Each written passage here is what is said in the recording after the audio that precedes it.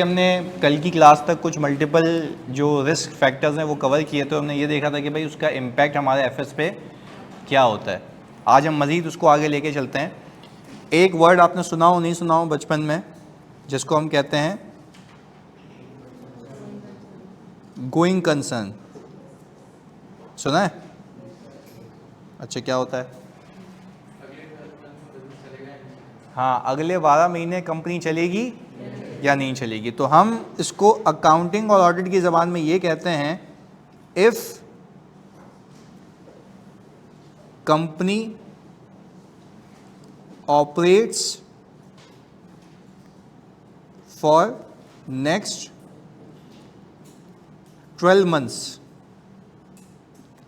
तो वो कंपनी कहलाएगी गोइंग कंसर्न। कंसर्न का यहाँ पे मतलब है कंपनी, और वो ऑन गोइंग बेसिस पे चलती रहेगी, इसलिए हम इसको क्या कहते हैं? Going concern. अब आप जब किसी कंपनी का ऑडिट कर रहे होते हैं तो मैनेजमेंट की जिम्मेदारी होती है कि वो असेस करे। अब ये आज थोड़ी सी हैवी बातें होंगी क्योंकि हम जैसे जैसे ग्रो करेंगे हम एक एक चीज़ ऐड करते रहेंगे इसके अंदर। कंपनी की जिम्मेदारी होती है ये असेस करना कि भाई हमारी कंपनी फोर्सिएबल फ्यूचर में चलेगी या नहीं चलेगी। अगर कंपनी कहती है, सही जी, बहुत फोकस होकर सुनिएगा ताकि इसमें कोई मिसकॉन्सेप्शन बिल्ड नहीं कर लेना दिमाग में। अगर कंपनी कहती है कि हम गोइंग कंसर्न हैं, तो वो अपने एसेट्स को नॉन करंट और करंट में बाइफरकेट करके दिखाएगी। अगेन, अगर एक कंपनी कहती है कि मैं गोइंग कंसर्न हूं, तो मतलब एक से ज्यादा साल चलेगी, तो उसके एसेट्स कुछ नॉन करंट में होंगे तो वो नॉन करंट कहलाएंगे क्योंकि वो एक से ज्यादा साल चलेंगे। तो ये ट्रू डिपिक्शन होगी कि हाँ भाई वो नॉन करंट एसेट में सही है, करंट एसेट में सही है। यानी जो एसेट्स एक साल में रियलाइज हो जाएंगे वो करंट एसेट्स में, और जो एसेट एक से ज्यादा साल चलेंगे वो जस्ट लाइक पीपी, ऐसा ही है ना। पीपी एक से ज्यादा साल चलेगा, ये बात समझ आती है। चलें जी, ये भी बात क्लियर हो गई। अब मुकद्दस कह रहे हैं आयत 315 नहीं चल रहा था, यही चल रहा है ना भाई। केस देखो ना कौन सा है, 7। Continuous decline in sales, negative cash flow पढ़ा है ना हमने। क्या बात कर रहे हो? Continuous decline in sales, PP की इम्पेयरमेंट का रिस्क बता तो दिया था। अच्छा, हमसे ही गेम, मतलब उल्लू के बीच में से खा गया। ऐसे क्या हो गया भाई? केस 7 सोच समझ के आए, सही है जी। यानी ये मैंने नहीं बताया, ये तो सवालों में भी कवर किया है कि कंटिन्यूस सेल्स आपकी गिरती जा रही है, लॉसेस होते जा रहे हैं, आपके नेगेटिव कैश फ्लोज हैं, तो इसका क्या इम्पैक्ट है? Impairment of PP. तो वो मैं करवा चुका था, तो इसलिए मैंने वापस नहीं समझा कि आपको वापस से लिखवाया जाए ना। सही है, अच्छा ओके। वो केस 6 तो वो वाला था, इसलिए सही है जी। चलें जी आगे, मोमेंटम आप लोगों ने ना। चलें जी, गोइंग कंसर्न हम बात करें गोइंग कंसर्न की। गोइंग कंसर्न क्या होता है पहले बताओ? कंपनी अगले 12 महीने चलेगी। अब मैं आपको ऑडिटर की जिम्मेदारियों से भी आज वाकिफ करवाऊंगा और मैनेजमेंट की भी मजीद, क्योंकि हम तो एक एक करके सीख रहे हैं ना। हमने कुछ पोर्शन ऑफ बुक रीड किया था आगे। अच्छा भाई, अब मैनेजमेंट ये कह रही है कि हम गोइंग कंसर्न हैं। गोइंग कंसर्न का मतलब है कोई ऐसे हालात वाकयात नहीं है जो लगे कि कंपनी बंद हो जाएगी। कोई ऐसे हालात वाकयात, उन हालात वाकयात को ये आयजा कहता है इवेंट्स एंड कंडीशन। क्या कहता है? Events and condition. There are no event और any condition that will suggest that we are not a going concern. कोई ऐसे हालात वाकयात नहीं है जो ये बता पाए कि हम गोइंग कंसर्न नहीं है। तो जब कुछ नहीं है तो सब सही है, जब कुछ नहीं है तो सब सही है, तो ये कंपनी गोइंग कंसर्न है। पर ये असेसमेंट किसको करनी है? मैनेजमेंट को। जिम्मेदारी उसकी है। फाइनेंशियल कौन बनाता है? तो मैनेजमेंट बोलेगी हाँ भाई हम चलते रहेंगे, पर मैनेजमेंट की बात पे विश्वास नहीं करना है। अच्छा, अब मैनेजमेंट आपको बोले भाई आप असेसमेंट करके दें, बोलोगे भाई तुम्हारा दिमाग खराब हो गया है, मेरा काम थोड़ी ना असेसमेंट करना, कंपनी तुम चला रहे हो, तुम बताओ। अगर मुझे कुछ पता लगा जिससे मुझे लगे कि तुम नहीं चल सकते 12 महीने, तो तुम उसका जवाब दोगे। पर असेसमेंट करने की जिम्मेदारी किसकी है? कल को मुझसे लिखवा ले कि ऑडिटर ने कहा था हम चलेंगे, अगले महीने कंपनी बंद हो जाए, तो बल्ली किसकी? ऑडिटर तो इस पोजीशन में ही नहीं है कि वो बोल पाए, क्योंकि बिजनेस कौन चला रहा है, ताल्लुकात किसके, मैनेजमेंट के, ऑपरेशंस किसके, तो वो बेहतर पोजीशन में ना बताने को। वो कह रहा है उसकी जिम्मेदारी है भाई, उसको बोलो देखो कि तुम गोइंग कंसर्न हो या नहीं हो। पहले बताओ कहानी समझ आई? पक्की बात है। चलिए, गोइंग कंसर्न का मतलब समझ रहे, अगर अगले 12 महीने कंपनी सर्वाइव करेगी। अच्छा, अगर अगले 12 महीने कंपनी सर्वाइव करेगी तो वो अपने करंट एसेट्स को करंट में दिखाएगी, नॉन करंट को नॉन करंट में दिखाएगी। अच्छा, व्हाट इफ कि कंपनी कहे कि भाई हम नॉन गोइंग कंसर्न है, तो नॉन गोइंग कंसर्न के बेसिस के ऊपर हम ये कहते हैं, जो अभी बड़ी इंपॉर्टेंट बात है समझने की आप लोगों की,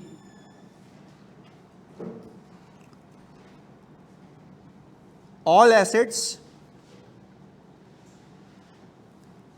करंट एसेट्स, ऑल लायबिलिटीज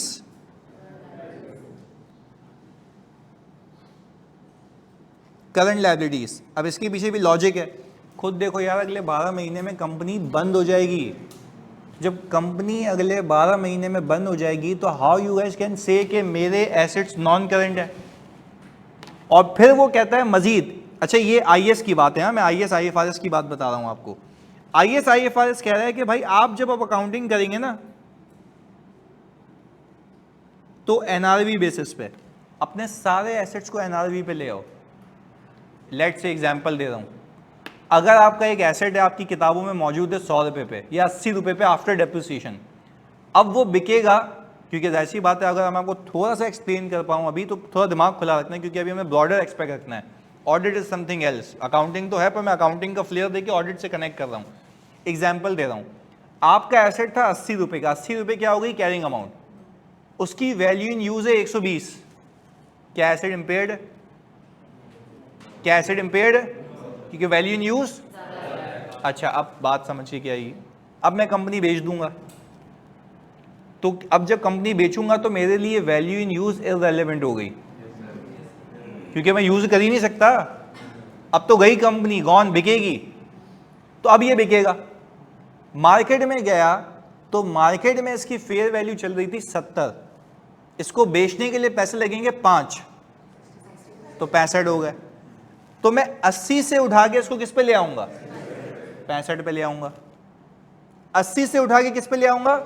65 पे ले आऊंगा। ये हो गई एनआरवी, नेट रियलाइजेबल वैल्यू।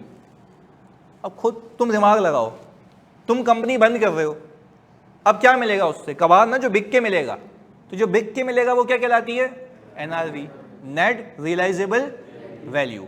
तो वो कहता है कि जब आप कह रहे हैं कि आपकी कंपनी नॉन गोइंग कंसर्न है, तो अगर आप खुद कंक्लूड कर रहे हैं कि नॉन गोइंग कंसर्न है, तो आप अपने अकाउंट्स बनाएंगे नॉर्मल बेसिस पे, एनआरवी बेसिस पे। एनआरवी बेसिस पे, एनआरवी बेसिस की मैंने आपको क्लियर एग्जांपल दी थी। पहले तो बात क्लियर है? नहीं, प्राइस क्यों बढ़ेगी? कंपनी अगले 12 महीने में बंद होनी है, लॉक होनी है, तो एक बायर होगा ना, लिक्विडेशन होगी ना, लिक्विडेटर अपॉइंट होता है, लॉ का कॉन्सेप्ट है। तो लिक्विडेटर बोलता है भाई इसकी इतनी इतनी चीजें बिकेंगी, इतने इतने लैंडर्स को पैसे मिलेंगे। सबसे पहले तो ऐसी बात है, जो लेनदार होते हैं उनको पैसे देंगे, जो बच गया वो शेयर होल्डर का, जो बच गया शेयर होल्डर का। पर एसेट्स बिक के, पर एसेट्स कितने के बिकेंगे तुम्हें कब पता लगेगा? जब तुम्हें एनआरवी दिखेगी। तो वो अकाउंट्स बोलता है पूरा एनआरवी बेसिस पे बनाना, क्योंकि वैल्यू इन यूज यहाँ पे अब क्या हो गई? इररिलेवेंट, किसी काम की नहीं है। चलें जी, बात क्लियर है? ऑनलाइन वालों आप सब पहले बताओ तो ये पूरी कहानी। एनआरवी ज्यादा हो तो रिकॉर्ड करें, एनआरवी एनआरवी बेसिस पे बनेंगे ना, सरप्लस नहीं, फिर आपके वो गेन्स वगैरह आएंगे, उसकी अकाउंटिंग अलग है ना, वो है। सही है जी। यानी भाई फॉर एग्जांपल आपको सिर्फ अपने अकाउंट्स ऐसे बनाने के जो बिक के मिलेगा, जो बिक के मिलेगा। क्योंकि देखो, आप अगर नॉन करंट एसेट में रखते हो तो आप क्या कहते हो बच्चों कि मैं इस एसेट को यूज करूंगा, इससे इतने बेनिफिट होंगे, वैल्यू इन यूज ज्यादा है, तो मैं यूज करके बेनिफिट डेप्रिसिएशन के नाम पे बुक करूंगा। पर क्या वो अगले 12 महीने चलेगा या बंद कंपनी? तो बंद तो यू कैन नॉट से ना कि मैं इसको यूज करूंगा, क्योंकि वैल्यू इन यूज का कॉन्सेप्ट अब हो गया इररिलेवेंट। अब ये कंपनी बिकेगी। तो एसेट्स भी करंट एसेट्स में, लायबिलिटीज भी करंट लायबिलिटीज में, क्योंकि there is nothing non current. बात क्लियर है? अब एक बच्चा तुम में से उठ के पूछे कि सर व्हाट इफ इसको बिकते हुए 1 साल से ज्यादा हो जाए? भाई हो जाए, पर हम तो ये कह रहे हैं ना, हमने कंक्लूड किया था कि 12 महीने कंपनी तो वो तो प्रोसीडिंग्स हैं, जब तक एसेट बिके बिके। पर एक शेयर होल्डर को अकाउंट्स कौन से मिलने चाहिए? वो जो वो रियलाइज करके देंगे, या वो जो एक फेयर पिक्चर नहीं है, फेयर पिक्चर देनी चाहिए ना। और फेयर पिक्चर क्या होगी? एनआरवी। यानी इस पूरे कॉन्सेप्ट में आपको जो मेन चीज सिखानी थी वो ये थी कि if a company is a non going concern, accounts would be prepared on NRV basis. That's it. Net realizable value. The net that you will realize ultimately. भाई बात क्लियर है? पक्की बात है, जानी पीछे। नॉन करंट को कंसिडर इसलिए नहीं करेंगे ना,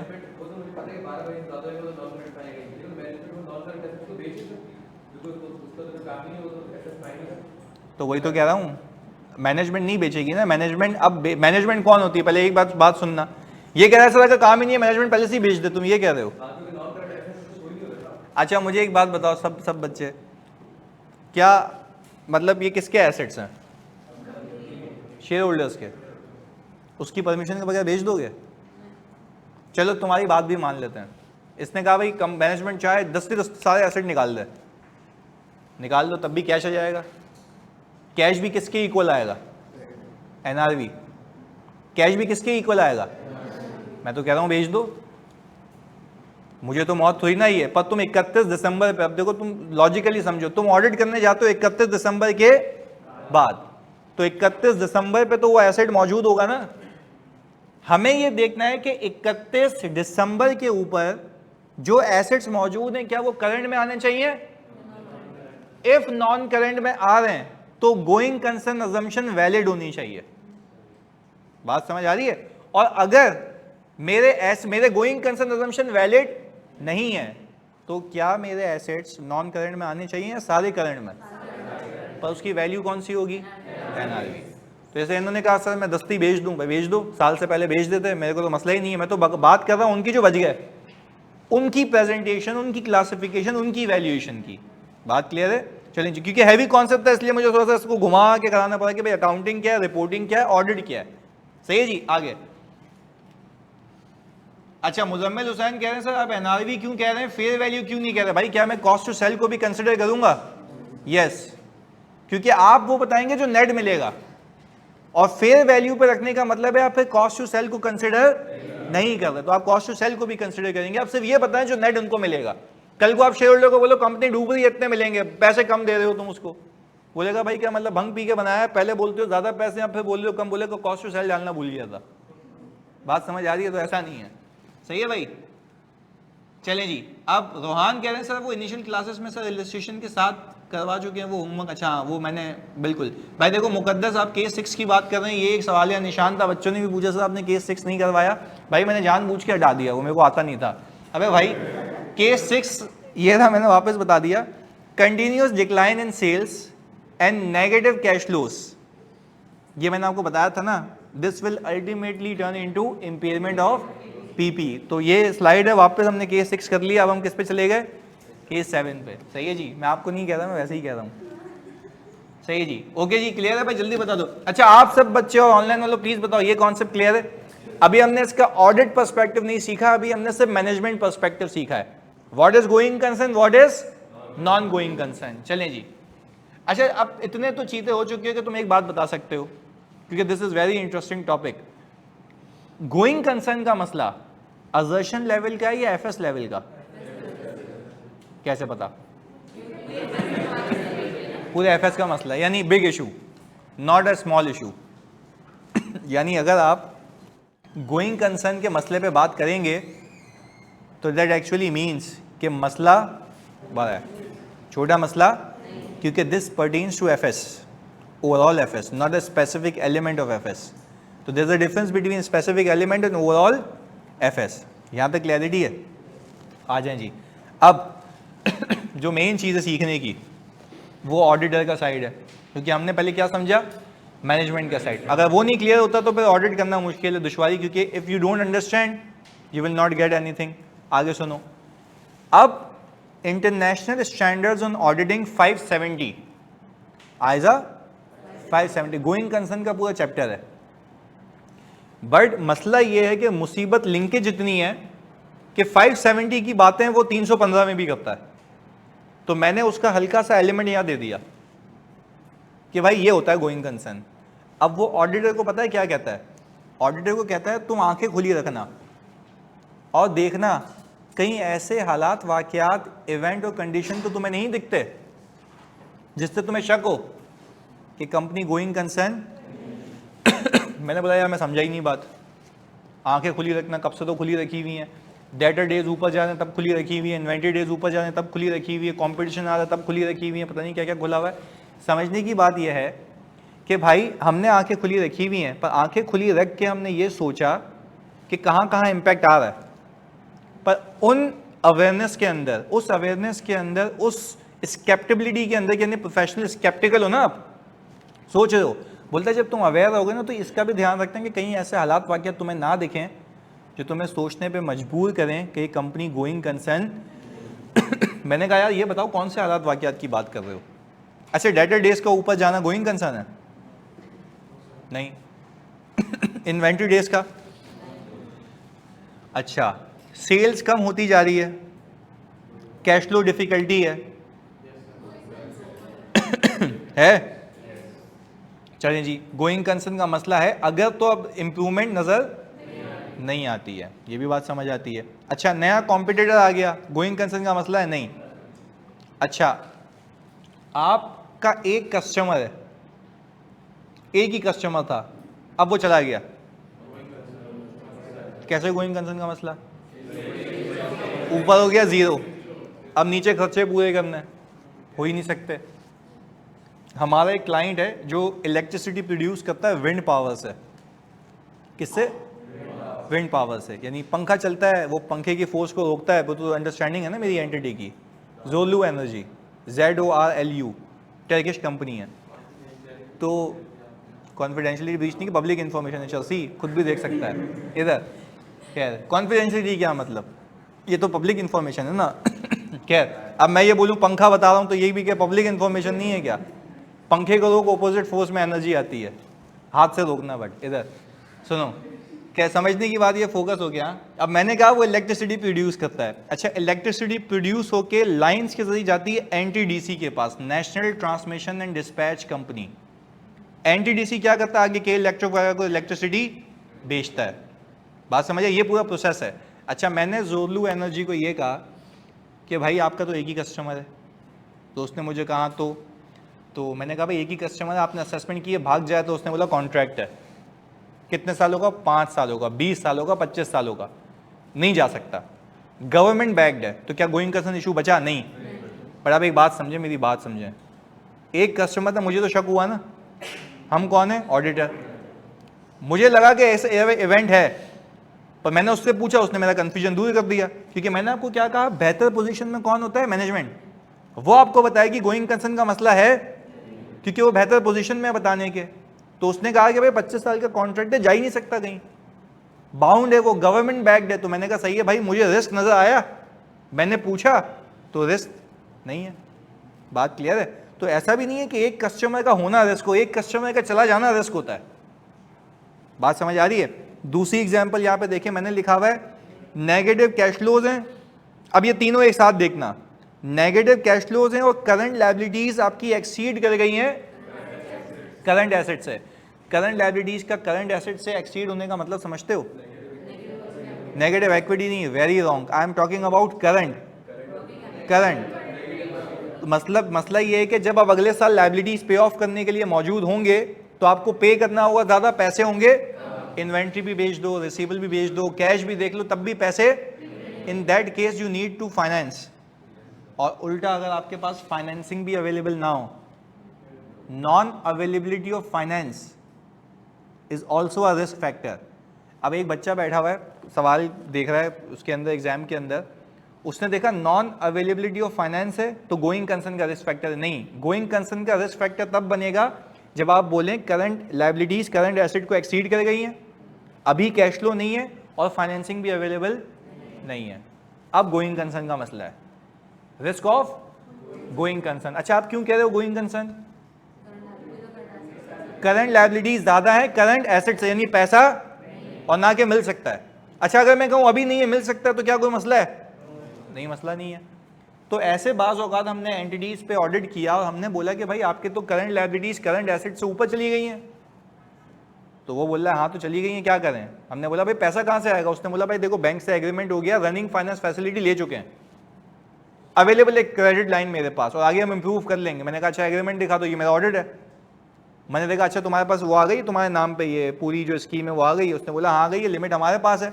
तो उसने बोला ये आपका सबूत हो गया पूरा। मैंने कहा हाँ भाई मुझे ऑडिट एविडेंस मिल गया, अब गोइंग कंसर्न का मसला नहीं है क्योंकि आपको मिल गया।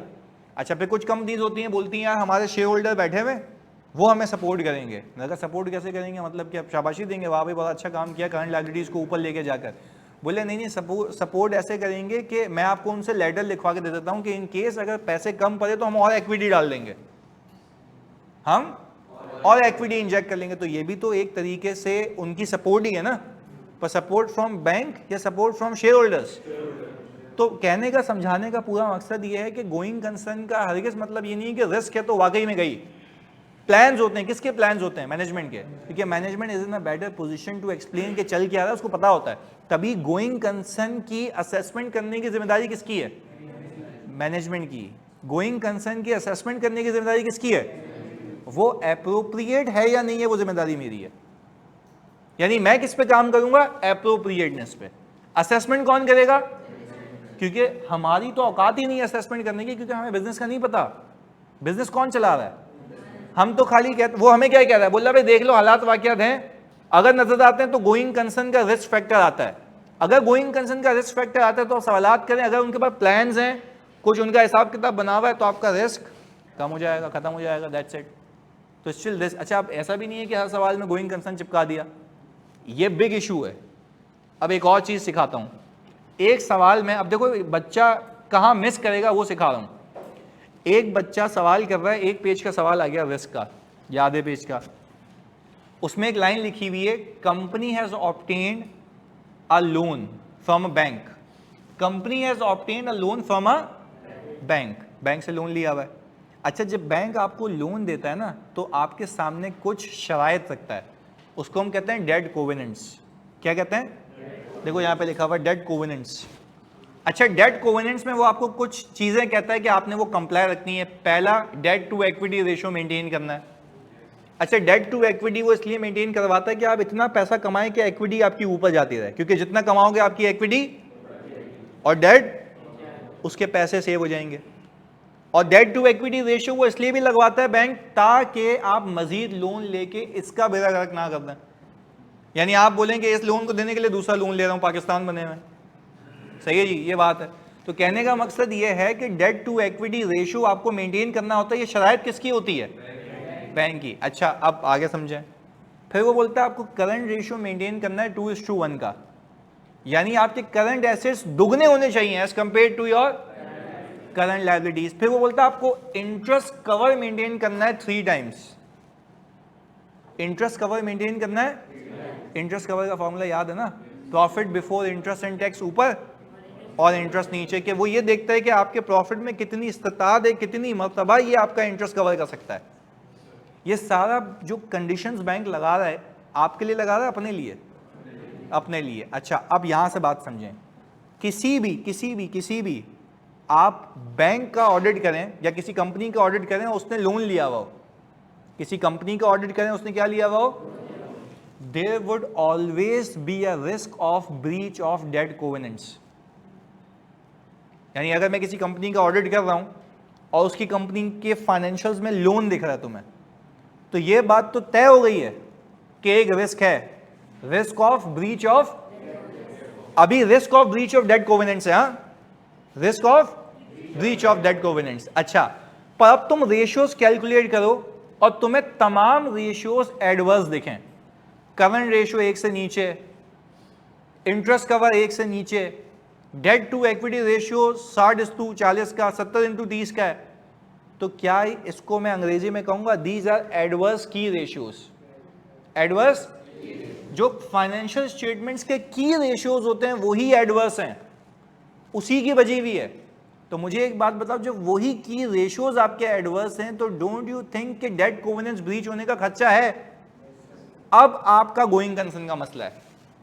अब आपको मैं लिंक करके बताता हूं गोइंग कंसर्न कैसे। बैंक आपको लिख के देता है कॉन्ट्रैक्ट के अंदर, हर बैंक के कॉन्ट्रैक्ट में होता है, ऐसा हो नहीं सकता नहीं हो।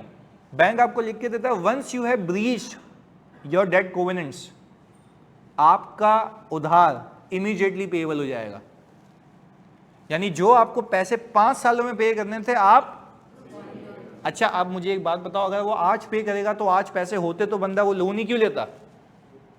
आज अगर पैसे होते तो वो लोन, तो इन एनी केस अब प्रॉपर्टी बिकेगी, प्रॉपर्टी बिकेगी, फिर किसके इशू आ गए?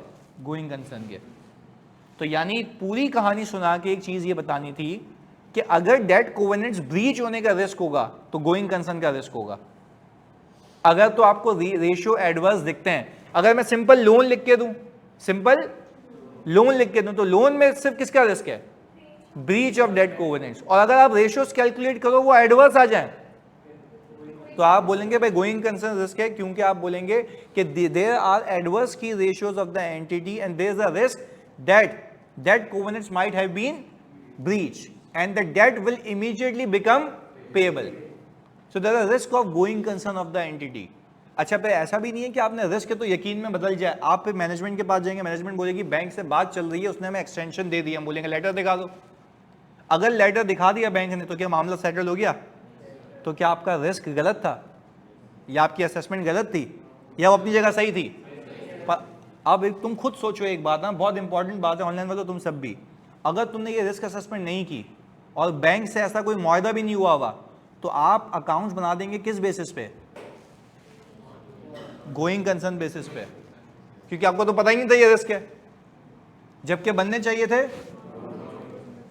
और कंपनी बंद भी हो गई 2 महीने में, बैंक ने बोला इमीडिएटली रिकॉल करो, शेयर होल्डर बोलेगा भाई पहले तो मैनेजमेंट तुम साइड में, तो ऑडिटर को बोलेगा तू कहां था, तो तुम बोलोगे जिम्मेदारी तो उसकी थी। तुम क्या बोलोगे? तो बोलेगा अच्छा जिम्मेदारी उसकी थी, तो मैं रिस्क फैक्टर नहीं दिखा अपेरेंटली। बोला कि एक लेमैन को दिखेगा रेशियो कैलकुलेट करके रिस्क फैक्टर, तुमने इस पे काम क्या किया है? हमने तो कुछ भी नहीं किया, पता ही नहीं था। तो बात समझ आ रही है? रिस्क असेस करना इतना इंपॉर्टेंट है, क्योंकि आप तो कंक्लूड करके आ जाएंगे कुछ भी नहीं है, जबकि मसला कौन सा था? असर्शन लेवल का, एफएस लेवल का? एफएस लेवल का। तो पहले बताओ पूरी कहानी समझ आई? यानी अगर आपने एक रिस्क को मिस किया तो आपका गया ऑडिट, क्योंकि आप तो नॉर्मल ऑडिट करके आओगे ना, आपने तो इस पर बात ही नहीं की कि बैंक से मुआहदा हुआ। इवन आपको पता है कंपनीज ऐसे इतनी हरकतें करती है कि आपकी सोच है, जब डेट कोवेनेंट्स के बचाने की बात होती है ना, कंपनी कोशिश करती है कि अपने जो एसेट्स है ना उनको करंट में क्लासिफाई करे। क्यों? करंट रेशियो इनके लिए, करंट लायबिलिटीज को कम से कम करे ताकि करंट रेशियो आपका ऊपर हो जाए। तो इसमें ये रिस्क फैक्टर्स आते हैं, बट अगेन वो तो जब हम ऑडिट करेंगे तब सीखेंगे इसको पकड़ा कैसे जाता है। पहले बताओ बात क्लियर है? पक्की बात है? चलें जी। जी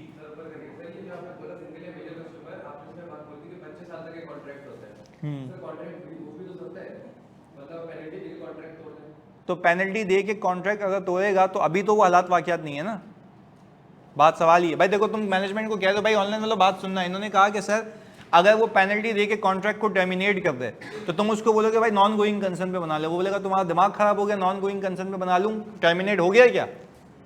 नहीं, उसने बोला ना आज तक हुआ है ना आगे होने के चांसेस हैं। अब तुम बोलोगे उससे लिखवा के तो बोलेगा भाई वो तो नजूम ही नहीं है कि बोलेगा आगे नहीं कर सकता। भाई बिल्कुल कर सकता भाई, इतनी हैवी पेनल्टीज होती हैं। तुम्हें क्या लगता है ये एनटीडीसी और ये जो इनका मुआहदा है 25 सालों का, तो क्या वो पेनल्टी अगर हुई भी तो क्या वो नॉर्मल होगी या ऐसी होगी कि सब रिकवर? सब रिकवर। तो वो देख दाख के होता सारा मामला, ऐसा नहीं होता कि फ़ौरन से कटा दिया उसको। उसमें ये भी कंडीशन होती है आपने ये चीज़ें करनी है, ये ब्रीच नहीं करनी, उन्होंने ये चीज़ें करनी है, वो ब्रीच नहीं करनी है। तो इसमें ये बैठा हुआ है अभी एनटीडीसी को छोड़ के डायरेक्ट के इलेक्ट्रिक को दे देगा। तो ऑल्टरनेटिव्स होते हैं। देखो रिस्क असेसमेंट तो हर कोई करता है ना, तो वो भी मैनेजमेंट लेके चल रही है। तभी तो कहता हूँ बेटर अंडरस्टैंडिंग किसके पास होती है? मैनेजमेंट के पास। आप तो सिर्फ शकी निगाहों से देखते हैं कि अगर कोई मसला दिखता है तो पूछ लेते हो, अगर वो मिस कर दिया तो गए। तो हो सकता है कि गोइंग कंसर्न इशू हो जबकि आप उसको डिटेक्ट ना कर पाए, तो आपका काम होना चाहिए उसके ऊपर। सही है जी? हाँ भाई, यहाँ तक कोई सवाल?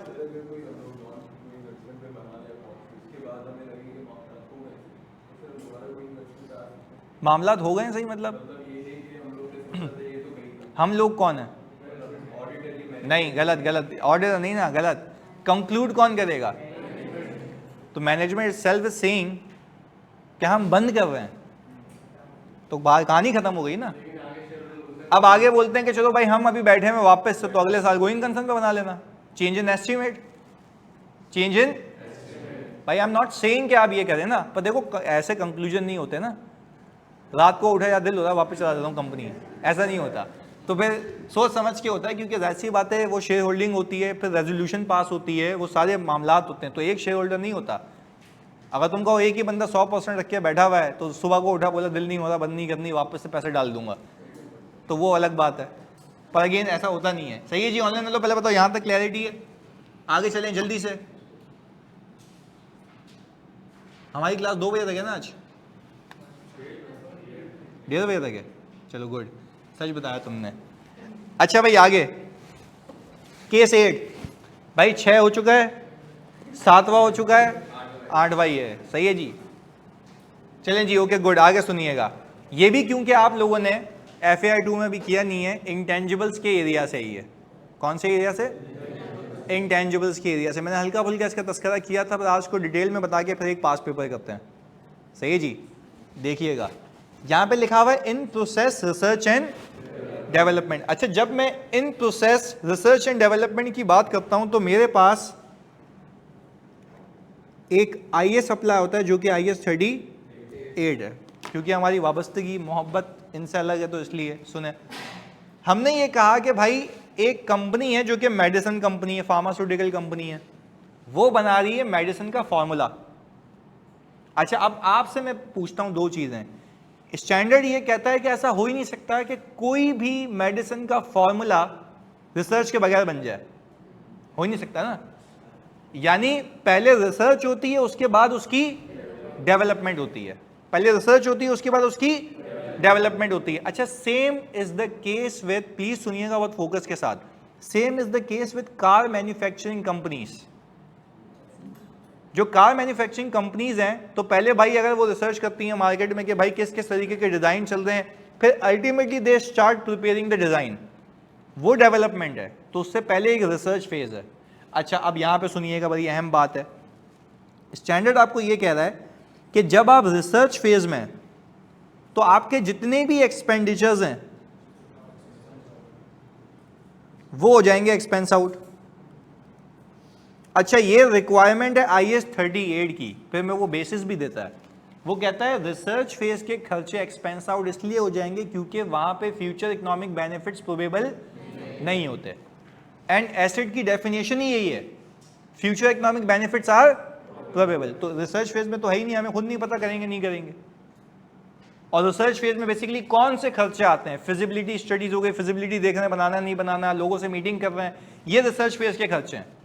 अच्छा, once your research is done, अब आप एक्चुअल में फॉर्मूला बनाने लग गए, तो वहां पे लोगों की सैलरीज, उसके अंदर जो चीजें यूज हो रही हैं, वो सारे खर्चे क्या होंगे?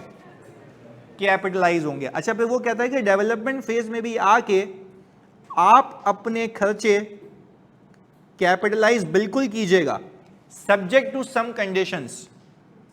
वो कंडीशन ये है कि आपके पास प्रॉपर प्लान तैयार हो, जो कि किसके बेस पे होगा? रिसर्च के बेस पे प्रॉपर प्लान तैयार हो। कंडीशंस हैं, मैं यहाँ पे नहीं लिख रहा क्योंकि IAS 38 में करेंगे, पर यहाँ बताना लाजमी है ऑडिट में, क्योंकि मैंने बोला था आपको कि भाई जिसने नहीं भी किया हुआ तो वो साथ ही चलेगा। खैर, वो कहता है भाई आपको प्रॉपर प्लान होना चाहिए। प्रॉपर प्लान के बाद आपकी एबिलिटी टू यूज और सेल होना चाहिए, यानी या तो आप खुद यूज करेंगे या तो आप उसको।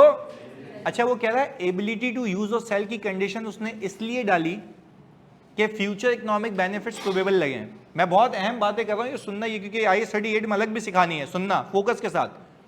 बोलता है पहली कंडीशन क्या है? प्लान। यहां पे लिख देता हूं, पहली कंडीशन क्या है? प्लान होना चाहिए। बोलता भाई हवा में बात नहीं होगी। अच्छा, लोगों ने क्या किया? फेक प्लान बनाना शुरू कर दिया, खर्चे के अप्लाइज, PNL की हेड नहीं आई। अच्छा, उसने बोला प्लान तो बना लिया, दूसरी चीज ये कि आपकी इंटेंशन होनी चाहिए। इंटेंशन ऐसे होगी बोर्ड ऑफ डायरेक्टर्स ने अप्रूव किया हुआ, बोर्ड ऑफ डायरेक्टर्स ने अप्रूव किया हुआ। तीसरी चीज ability to complete and use और सेल। अच्छा, वो बोल रहा है मैं ये कंडीशन इसलिए डाल रहा हूं कि भाई अगर तुम एक ऐसी चीज बना रहे हो जो खुद ही नहीं चला सकते तो बेचोगे क्या? भाई मेडिसिन बना के खुद देख रहे खाऊं क्या, किसके लिए यूज करूं। तो समझने की बात यह है कि आपके पास जो फिजिबिलिटी स्टडीज की थी, जो खर्चे किए थे वो एक्सपेंस इसलिए किए थे कि जब बनाओगे तो इसके ऊपर खर्चा होगा तो वो क्या होगा, कैपिटलाइज होगा। तो आपकी एबिलिटी टू यूज और सेल, दोनों में से फ्यूचर इकोनॉमिक बेनिफिट्स तो आपके ही है ना, चाहे मैं खुद यूज करूं। एग्जाम्पल ले लो, अगर आप सॉफ्टवेयर बना रहे हो तो सॉफ्टवेयर अगर बना रहे हो तो ऐसा सॉफ्टवेयर हो ना, या तो खुद यूज करोगे या किसी को, तभी उसके फ्यूचर इकोनॉमिक बेनिफिट्स क्या होंगे, तो तभी वो एसेट की डेफिनेशन में आएगा। तभी वो कह रहा है मैं कैपिटलाइजेशन अलाउ करूंगा डेवलपमेंट फेज में, पर कब करूंगा, जब ये कंडीशंस क्या हो, मीट हो। पहला प्लान हो, दूसरा इंटेंशन हो, तीसरा एबिलिटी टू यूज और सेल। ये हो गई बात। अच्छा भाई आगे, फिर वो कहता है कि आपके पास रिसोर्सेज भी अवेलेबल होने चाहिए। आपने कहा 500 मिलियन का सॉफ्टवेयर बनाऊंगा, 500 मिलियन का फॉर्मूला बनाऊंगा, उधार पे चल रहे हो, तो मुझे बताओ क्या आपकी एबिलिटी भी है, इंटेंशन भी है, और आप यू कैन से कि भाई प्लान भी मौजूद है, पर क्या आपके पास रिसोर्सेज हैं। And here by resources does not only mean the money, the required individual and expertise as well. बात समझ आ रही है, इकोनॉमिक्स में है ना कॉन्सेप्ट रिसोर्सेज का, जिसमें लैंड बिल्डिंग वगैरह सब आता है। यस, फैक्टर्स ऑफ प्रोडक्शन, बिल्कुल याद है, याद किया हुआ एकदम। चलें जी, रिसोर्सेज भी होने चाहिए। और बोलता है आखिर में जो इसकी तकियानूसी वो है, वो कहता है भाई cost can be reliably measurable. ये तो क्या थकी हुई कंडीशन है, मेन ऊपर वाली। खैर ये बताना लाजमी इसलिए तो ताकि आपको याद रहे। अगर तुम बच्चों में से किसी ने बता दिया कि अगर मैं किसी कंपनी का ऑडिट करने जाऊं, अगर मैं किसी कंपनी का, अच्छा ऑनलाइन में तो तुम बता सकते हो वहाँ, क्योंकि देखो दिमाग चलना चाहिए उस डायरेक्शन में। प्लीज रिक्वेस्ट आप बोलिएगा नहीं, मैं जैसे पूछूंगा वो बोले, सोच लीजिएगा। मैं किसी ऐसी कंपनी का ऑडिट करने जाऊं जो रिसर्च एंड डेवलपमेंट में इन्वॉल्व है, तो जानी आप बताओ आज क्या रिस्क है। वैसे कोई मसला नहीं, हम सीख रहे हैं, गलत भी बता दो।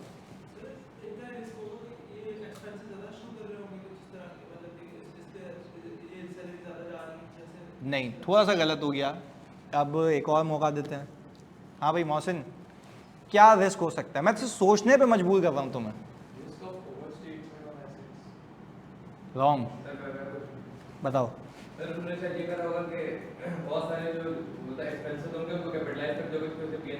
वेरी गुड, ये रिस्क है। जब देखो यहाँ पे लिखा क्या है, रिस्क ये होगा कि रिसर्च फेज की चीजों को डेवलपमेंट में डाल दिया होगा, ये आपका रिस्क है। यानी जब आप ऐसी कंपनी का ऑडिट करने जाएं जो रिसर्च एंड डेवलपमेंट कर रही होती है, तो आपका बीइंग एन ऑडिटर रिस्क क्या होगा कि रिसर्च फेज के खर्चों को क्या हो जाएगा, capitalize. There is a risk that company might have capitalized the research expenses और might have capitalized the expenditures even though the conditions have not been met. तो ये दो आपके रिस्क हैं। पहले बताओ बात समझ आई। तो ये IAS 38 का स्पेसिफिक रिस्क है। अब मैं आगे जाके IFRS 15 सारे IFRS के एक मेजर रिस्क कराऊंगा। तो किसी भी IAS IFRS से सवाल उठ के आएगा, आपको मेजर रिस्क पता होगा भाई इस पे ऐसे लिखना है और मुझे वेरीफाई ये करना होता है। भाई बात क्लियर है, पक्की बात है। तो यानी सर आपका यहाँ पे रिस्क ये है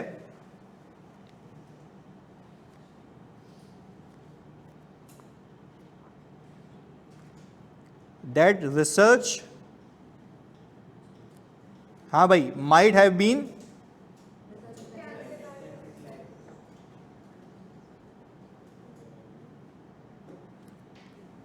और एक और रिस्क हो सकता है कि development expenditures have been capitalised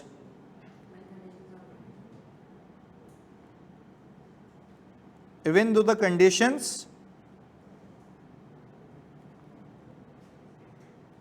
have not been met। तो ये आपका रिस्क है। यानी आप देखो, अब एक बंदा अगर बगैर समझे जा रहा है, इसको नॉलेज नहीं है IAS IFRS की, तो वो कैसे ऑडिट करेगा। You need a proper understanding कि इस कंपनी पे कौन से IAS और IFRS अप्लाई होते हैं। अगर आप मेरी बुक की रीडिंग में जाएं तो उसमें उसने वो भी लिखा हुआ है कि आपको इंटरनेशनल अकाउंटिंग स्टैंडर्ड्स की भी अंडरस्टैंडिंग होनी चाहिए। तो अकाउंटिंग स्टैंडर्ड्स की नॉलेज इसलिए होनी चाहिए क्योंकि तुम्हें ही वो शख्स हो जिसको देखना है कि इस पे कौन से IAS लगते हैं। इसमें कौन सा IAS लग रहा है, IAS 38। तो उसका अपना रिस्क है कि मैनेजमेंट ने जो एक्सपेंस आउट होने वाली चीज़ को भी क्या किया हुआ होगा, पर you are able to understand because you have understood IAS 38। तो ये आपके रिस्क असेसमेंट है। अच्छा, क्या मैं यकीन से कह रहा हूँ या ये सिर्फ हमारी पॉसिबिलिटीज़ हैं? तो जब मैं ऑडिट करूंगा तो इस चीज़ का एटलीस्ट ख्याल रखूंगा, वरना पता है आपको अगर नॉलेज नहीं है तो मैनेजमेंट बोलेगी ये एक्सपेंस है, आपने वाउचर देख लिया, इनवॉइस अच्छा एक्सपेंस है, ओके, ये कैपिटलाइज है, ओके, पर तुमने ये तो नहीं देखा इसमें कि क्या एक्सपेंस आउट होना चाहिए था या कैपिटलाइज होना चाहिए था। तो उस सोचने के एंगल को चेंज कर देगा ये, तो आप फिर उसके हिसाब से करेंगे ऑडिट। क्लियर है? चलें जी। कौन सी? देखो रिसर्च में तो मैं देख रहा हूँ कि भाई मैं ये बनाऊंगा, ऐसी चीज़ बनेगी, ये रिसर्च चल रही है। अब वो कह रहा है कि भाई सही, अब आपने बनाना शुरू कर दिया, अब आपके पास ऐसा तो नहीं है कि रिसोर्सेज ही नहीं आ गए उसको कंप्लीट करने के लिए, वो तो बनना शुरू हो चुका ना। तो रिसर्च तो इज समथिंग एल्स कि आप बना रहे हैं, चीज़ें देख रहे हैं, फिजिबिलिटी स्टडीज़ कर रहे हैं। जैसे कोविड की वैक्सीन बन रही है, तो कोविड की वैक्सीन के अंदर आप ये थोड़ी ना फौरन बनाना शुरू किया, आपने बोला भाई डिजीज़ कौन सा है, सही था, किस, अगर मैं कहूँ कि भाई कौन सी चीज़ इसमें डालूँ उस फॉर्मूला के अंदर जो क्योर करे उसको, तो ये सारी रिसर्च चल रही है। When you actually start developing a medicine, वो क्या है? डेवलपमेंट। सही है? अब फिर एक बच्चा कहे कि सर अगर डेवलप करते करते बीच में पैसे खत्म हो जाएं तो इम्पेयरमेंट। IAS 36 रखा हुआ है हमने, सीरीज आप खुद बताएं भाई, अगर एक एसिड बनते बनते बीच में बेकार हो जाए तो वो क्या हो गया? तो फिर रिकवरेबल अमाउंट यूज तो कर ही नहीं सकते, आधा अधूरा है, बेच दो, जितनी बेचोगे उतनी रिकवरेबल अमाउंट। तो सारे कॉन्सेप्ट्स आपस में इंटरकनेक्टेड हैं। क्लियर है? चलिए जी, अब सर एक मासूम सा सवाल आपकी स्क्रीन के ऊपर है,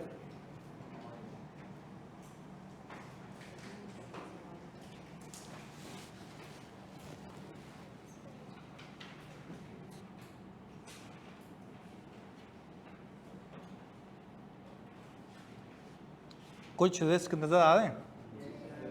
अब देखो पढ़ के समझ आ रहा है सिचुएशन कि इसमें यही हो सकता है। एक एक लाइन इसने गेम की हुई है, एक एक लाइन लिखता है उसमें रिस्क है। तो मैं एग्जाम में क्या करता था अपने वक्त पे कि जब ऐसे सवाल रीड करता तो मैं लिख देता था खाली एक एक वर्ड, ये, ताकि मुझे याद रहे कि 4 रिस्क के 5 हैं, 3 हैं, 2 हैं, ताकि फिर एक कंट्रोल रहे, भूल नहीं जाऊं।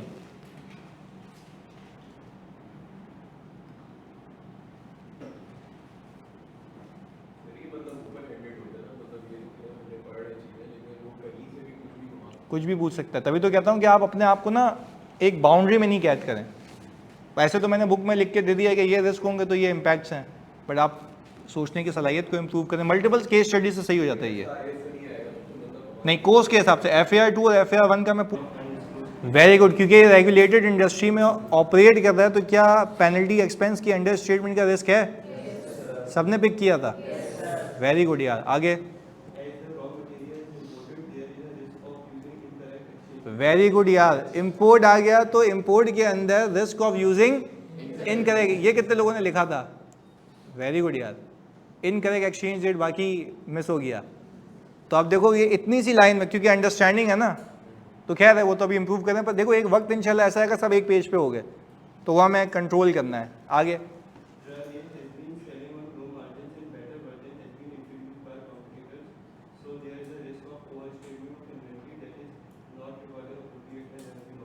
परफेक्ट यार। वो कह रहे हैं कि भाई क्योंकि आप लोअर मार्जिन पे बेच रहे हैं उसको, कॉम्पिटिटर ने इसका एक अच्छा वर्जन दे दिया है, तो जाहिर सी बात है आपकी इन्वेंट्री नहीं बिकेगी, तो this a risk of over statement of drug A and under statement of NRV losses.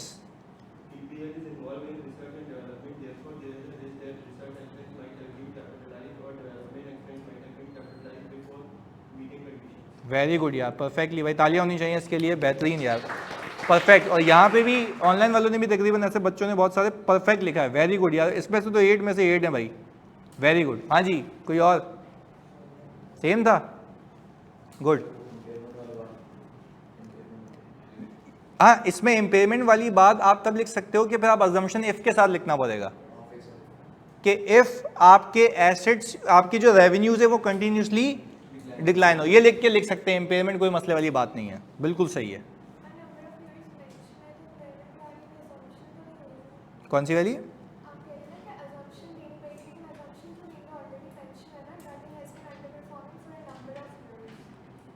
हाँ वो सही है, पर मैं कह रहा हूँ फिर उसमें आपको ये लिखना पड़ेगा ना कि सेल्स आपकी फिर कंटिन्यूसली डिक्लाइनिंग ट्रेंड पे फ्यूचर में भी जाए, क्योंकि इम्पेयरमेंट असेसमेंट पास पे होती है फ्यूचर पे, तो फ्यूचर कैश फ्लोज डिक्लाइन होंगे तो वो लिखना है। तो वेरी वेल परफॉर्म या ऑनलाइन वालों तुमसे मतलब तकरीबन 10 पिक किए थे, इंपोर्ट वाले को हटा भी दो, तो अंग्रेजी ये बिल्कुल परफेक्ट थी। अब आए देखते हैं, ये देखें। अच्छा, अब एक बच्चा सवाल करता है, एग्जामिनर भी पूछता है कि आप जरा सा तमीज करके बताएं बिजनेस रिस्क और ऑडिट रिस्क में, तो इसमें कोई रॉकेट साइंस नहीं है, मैं तुम्हें सिखा देता हूं। बिजनेस रिस्क का मतलब होता है वो रिस्क जिससे बिजनेस इफेक्ट होगा। बिजनेस रिस्क का मतलब क्या होता है, जल्दी बताओ। वो रिस्क जिससे बिजनेस इफेक्ट होगा। अब मैं आपसे पूछता हूं, आप मुझे एक बात बताएं, अगर कॉम्पिटिटर आ गया है तो क्या इससे बिजनेस इफेक्ट होगा? Yes, arrival of competitor and the competitor has started selling the goods at a lower margin. ये क्या है? Business risk.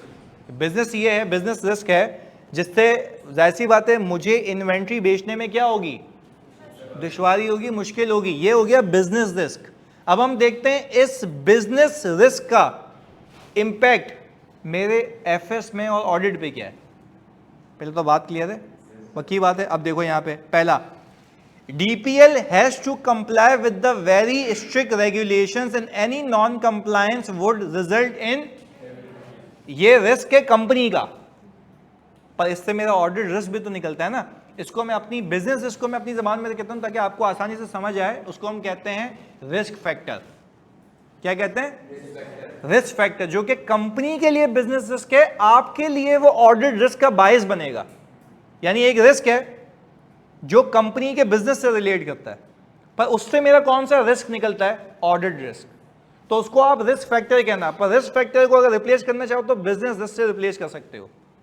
आज के बाद मैं बोलूं, इस सिचुएशन में नॉन कंप्लायंसेस की वजह से जो पेनल्टी आएगी वो एक बिजनेस का रिस्क है, वो एक बिजनेस का रिस्क है। और उससे मेरे ऑडिट का क्या रिस्क है, under statement of penalty expenses. अब रीड करते हैं, देखो क्या लिखा हुआ है, फाइनेंशियल स्टेटमेंट असर्शन। क्या लिखा हुआ है? अच्छा, आप ऐसे नहीं भी लिखे कोई मसले वाली बात नहीं है, अनलेस के एग्जामिनर आपको कहे कि बिजनेस रिस्क और ऑडिट रिस्क अलग अलग बताओ, तो पहले बता देना बिजनेस रिस्क और बताना उससे ऑडिट रिस्क क्या निकलता है। अब आप मुझे बताएं क्या लिखा हुआ है यहाँ पे, DPL has to comply with the strict regulation, any non compliance will result in heavy fine. अच्छा, ये यहाँ पे गलती से हुआ है, कॉपी पेस्ट। यहाँ पे ऑडिट रिस्क ये होगा, there is a risk of under statement of penalty expenses, तो आप यहां पे लिख देंगे there is a risk of under statement of penalty expenses. तो ये मैं काट रहा हूं यहां पे, सही है जी, ये हो गया। अच्छा भाई, हम यहां पे लिख रहे हैं risk of under statement of penalty expenses. चलें जी, दूसरा, DPL's competitor has introduced a new product which has caused DPL to reduce its, ये बिजनेस रिस्क है ना, जिससे मेरे मार्जिन्स कम हो रहे हैं, ये बिजनेस रिस्क है। अच्छा, अब इससे ऑडिट रिस्क निकलेगा, और वो ऑडिट रिस्क क्या है, NRV लॉसेस। और देखें यहाँ पे क्या लिखा हुआ है, since DPL is a listed entity and the revenues are decreasing, DPL हो सकता है कि अपने रेवेन्यू को ओवर स्टेट करने की क्या करे, कोशिश करे। पर अगर ये नहीं भी लिखा तो इसमें एग्जामिनर ने कहा था कोई मसले वाली बात नहीं है, क्योंकि ये सजेस्ट नहीं कर रहा था। क्योंकि देखो, एक तो कॉम्पिटिटर आ गया, मेरा रेवेन्यू क्या हो रहा है, और होना भी कम चाहिए, तो मेरा रिस्क नहीं है। पर देखो इसमें क्या लिखा हुआ है, सिंस बोला मैं हो सकता है कि करने की कोशिश की हो, क्योंकि लिस्टेड कंपनी, और लिस्टेड कंपनी को अपनी EPS क्या करनी होती है, मेंटेन करनी होती है, तो उसकी वजह से वो कह रहा है हो सकता है कि रेवेन्यू किया होगा, नहीं भी लिखा तो कोई मसले वाली बात नहीं है, ये तो हर जगह आ सकता है, इसलिए कह रहा हूं। आगे प्रिज्यूम रिस्क होता है आगे। अब जिसने PP की इंपेयरमेंट का लिखा था उसके लिए आगे ये क्या लिखा हुआ है, ये इफ, मैंने कहा ना इफ की कंडीशन है, if revenues keep on declining DPL's PP may need to be tested for impairment. यानी देखो, आपकी जीत इसमें यह है कि आप लोगों ने पिक कर लिया है कि भाई ये चल रहा है सिचुएशन के अंदर, और लिख भी तकरीबन लिया है। तो इसमें मैंने आपको ये बता दिया बिजनेस रिस्क और ऑडिट रिस्क में फर्क क्या है। आगे अब वो कह रहा है कि भाई DPL has to continuously carry out research project. ये भाई जाहिर सी बात है बिजनेस रिस्क है, क्योंकि बिजनेस रिस्क इसलिए क्योंकि अगर वो रिसर्च नहीं करेगा तो कंपनी बंद हो जाएगी, क्योंकि भाई एक ऐसे एनवायरनमेंट में ऑपरेट कर रहा है ना कि रिसर्च करना वहां पे उसको क्या है, लाजिम है। आगे देखिएगा, if the criteria for development, criteria मतलब कंडीशंस, और intangible asset have not been met, research cost might be inappropriately recorded as development cost. यानी बोल रहा है कि भाई वो या तो हो सकता है कि जो मेरा क्राइटेरिया है, कंडीशंस है, वो मीट नहीं हुई हो तब भी कैपिटलाइज हो गया हो, या तो रिसर्च एक्सपेंस गलती से क्या हो गया हो, या इंटेंशनली हो गया। इंटेंशनली हुआ तो वो फ्रॉड के जुम्मे में आएगा, बट अगेन मेरा तो रिस्क है ना, तो I need to pinpoint और मैं उसको फिर ऑडिट करूंगा अकॉर्डिंगली। यहाँ तक बात क्लियर है? चलें जी आगे। Since due to the significant imports of raw material DPL is expose to foreign currency risk because of fluctuation in exchange. अच्छा, ये बिजनेस रिस्क इसलिए है क्योंकि कल को एक्सचेंज रेट ऊपर जाएंगे तो इसका मटेरियल महंगा हो जाएगा, इसका मटेरियल, तो ये इसके लिए बिजनेस रिस्क है। बिजनेस के पर्सपेक्टिव से सोचो, आप देखो ऑडिटर के पर्सपेक्टिव से आपका क्या पर्सपेक्टिव है कि एक्सचेंज रेट गलत यूज हुआ होगा, तो यहां पे एक्सचेंज रेट की वजह से ओवर स्टेटमेंट का मसला है, अंडर स्टेटमेंट का मसला है, या वैल्यूएशन का? ज्यादा भी हो सकता है। तो देखो यहां पे लिखा हुआ है there is a risk that trade payable may not be translated using the, और exchange gain losses may not be calculated. इसने इस दवार में लिखा, आप लिखेंगे there is a risk of, since the DPL is involved in import of drug A, there is a risk of using incorrect exchange rate while recording inventory and payables. दोनों बातें cover हो गई। तो आपको आइडिया कन्वे करना है accurate अल्फाज के साथ, अंग्रेजी सेम नहीं होनी चाहिए, आइडिया सेम होना चाहिए। पहले तो बात क्लियर है? नहीं, गोइंग कंसर्न। अच्छा जब बताओ गोइंग कंसर्न, अच्छा चलो सब बता दो, सिर्फ रेवेन्यू कम होना गोइंग कंसर्न की अलामत है? एक मिनट सुनो, इसमें लॉसेस बोले, नेगेटिव कैश फ्लोज बोले, एक चीज से नहीं होता। कस्टमर कहाँ जा रहा है? खत्म नहीं होता ना, कहाँ लिखा हुआ है? रिसर्च डेवलपमेंट भी कर रहा है ना, देयर इज अ प्लान। देखो मैं तो ये कह रहा हूँ सर, आप रेवेन्यू कम होने पे, अब लेट से तुम अगर ऑडिटर बने, इंशाल्लाह भी जाओगे आगे फर्म में, तुम्हारे 1 साल का रेवेन्यू गया, तुमने बोला भाई तू तो गया, बोलेगा उठ यहाँ से तो ऐसा नहीं होता। 1 साल की परफॉर्मेंस पे आप ये नहीं कह सकते गोइंग कंसर्न। हाँ अगर आपको लगे, अब एक चीज है मैं तुम्हें बताता हूँ, तुम मुझे बताओ अगर एक कंपनी है इंपोर्ट करवा के गुड्स बेचती है, गवर्नमेंट ऑफ पाकिस्तान बोलते 3 सालों तक इंपोर्ट नहीं हो सकती, अब तो एक ही बात तो हुआ है, आगे तक होगा, कोई और अल्टरनेटिव? इसका भी मैनेजमेंट आउटकम ला सकती है, बोले भाई अब हम इस ड्रग को खुद बनाएंगे, इंपोर्ट नहीं करेंगे, तो हम बोलेंगे बता दो भाई, क्योंकि management is in a better position to explain कि गोइंग कंसर्न है या नहीं है। पहले बताओ, इसको देख के थोड़ा कॉन्फिडेंस आया? तो this is what we call audit if you understand properly. अभी आगे तो दुनिया बाकी है, चीज़ें बाकी हैं, तो अभी आगे ऐसे बहुत सारे पास पेपर हैं। सही है जी, मिलते हैं अगली क्लास में जी, अल्लाह हाफिज़।